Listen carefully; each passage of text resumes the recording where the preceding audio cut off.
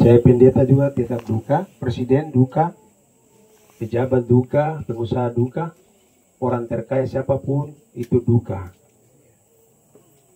Alami duka, tidak ada yang tidak pernah duka, karena kita ada dalam masa penderitaan. Ketika manusia jatuh dalam dosa, itu penderitaan ini adalah duka. Pujian kita katakan bunyi nafiri di akhir zaman. Bapak Ibu jemaat Tuhan, Tesalonika 4 ini ayat 16 dibilang, ketika tanda diberi, bunyi sangkakala Allah yang pertama itu bunyi itu seperti lonceng, berseru. Dan orang saleh atau orang percaya yang percaya dalam Tuhan, itu tanah terbelah, yang kita sekarang gali ini dia akan terbelah, dan orang yang percaya akan pergi untuk bertemu dengan mempelai surga. Dan itu sangat jelas dari gereja-gereja, pendeta-pendeta siapapun tetap sampaikan. Secara singkat saya mau jelaskan kata lonceng ini supaya kita mengerti. Saudara kita Enos, dia sudah mengawali kehidupan kemarin, dia sudah mengakhiri. Dan kalau bagi saya sebagai pendeta gembala jemaat, bahwa ini kita boleh tangis menangis, tapi dia rumah sudah serahkan kunci, dia rumah sudah selesai. Jadi terpaksa petugas datang bilang, ambil sebab rumah dia nanti siapa yang tinggal. Enos harus pulang tinggal di sana. Amin. Kau menangis silakan. Kau bisa menyesal dan lain sebagainya karena kenapa tiba-tiba. Terakhir dia di pinggir saya punya rumah. Main-main wifi. Langsung pulang. Di jalan itu langsung. Itu dia cuma kasih pesan. Jadi malam itu dia cuma pesan-pesan saja. Ketemu itu dulu main wifi. Anak ini tidak pernah main wifi bisa ke pinggir rumah. Tapi kemarin itu dia pesan. Karena saya pendeta, mungkin dia cuma pesan kasih jumuk. Saya dari jendela lihat dia keluar. Tidak ada unsur kecurigaan. Tapi itu hak pencipta. Amin? Iya. Bunyi nafiri di akhir zaman. Di dunia ini ada dua lonceng. Surga punya satu, dunia punya dua. Dengar. Dunia ini dua lonceng. Tuhan punya satu, manusia punya dua. Ada satu yang semua manusia pegang sampai saya punya cucu juga pegang lonceng ini.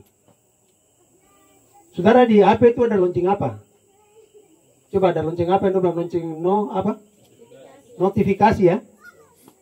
Untuk misalkan satu perusahaan atau satu proyek atau satu apa yang itu, dia sudah keluar, dipromosikan, dibilang lonceng notifikasi harus dibunyikan supaya saudara nonton berkelanjutan. Tepuk tangan bagi Tuhan. Lonceng yang kedua, lonceng yang ada di gereja. Dengar baik-baik dan paham, besok tidak ada yang tinggal.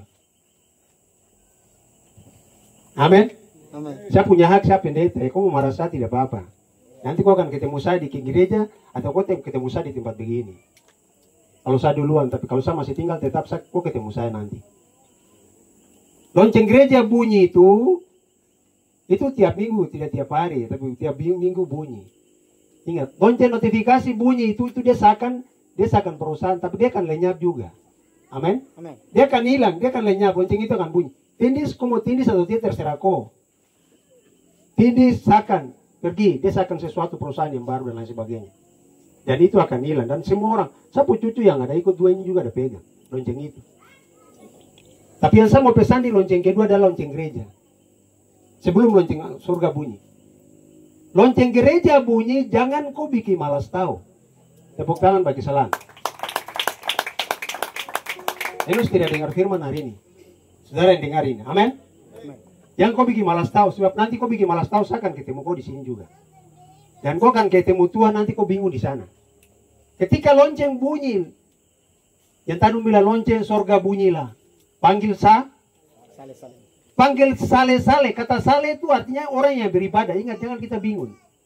Kata sale itu orang yang beribadah. Khusus untuk orang beribadah itu yang lonceng itu dia bunyi dong dengar. Yang tara ibadah, jangan kau mimpi kau dengar lonceng itu. Ketika nafiri Allah berbunyi, orang yang beribadah dengar lonceng itu. Yang tara beribadah, kau tinggal. Yang sekarang macam satu begini satu. Kalau bapak di sana dia tara beribadah, dia tinggal. Enos yang pergi. Amin. Bapak Gembala tegas, saya tegas. Karena ini lonceng dua aja. Saya pelajari dalam Alkitab hanya dua lonceng. Lonceng notifikasi dengan lonceng gereja. Amin. Amin. Semua bilang amin. Takut-takut karena termasuk gereja. Ini kesempatan.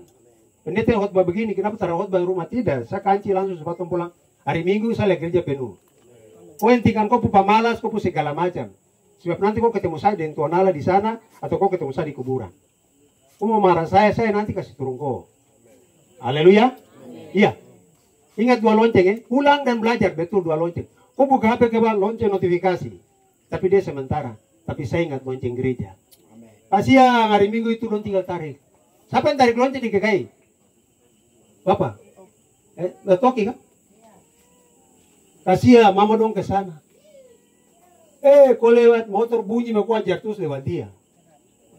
Amin. Amin. Bunyi itu kau lewat dia, nanti lonceng surga bunyi juga dong lewat kau. Karena kau lewat yang bumi punya, yang di sana juga dong lewat kau.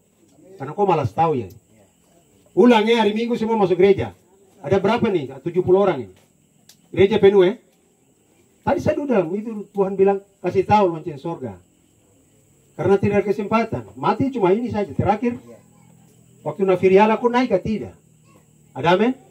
Ingat itu. Lonceng hanya 2. Pulang kasih tahu. Panggil saya pun nama 2 lonceng. Baik Pak Pendeta 2 lonceng. Oke, nanti lo ketemu. Tidak apa panggil saya. Saya pun Maris dan Klemes ganti. Baca lonceng 2. Yo, tidak apa nanti lo ketemu. Entah di surga atau di liang lahat. Haleluya. Tidak ada yang alpa ingat. Sebab penentuan itu ada di lonceng. Mau naik dan tidak naik ada di lonceng. Saya kasihan kalau kayak itu kesebadu Tuhan. Apalagi kita orang yang Pantai Kosta nih. Baru bunyi saya musik bunyi mah. Sudah bunyi dong. Menawi dong bilang apa? Dong mau bahasa. Maaf ya orang Menawi. Menawi dong bilang apa? Mama lonceng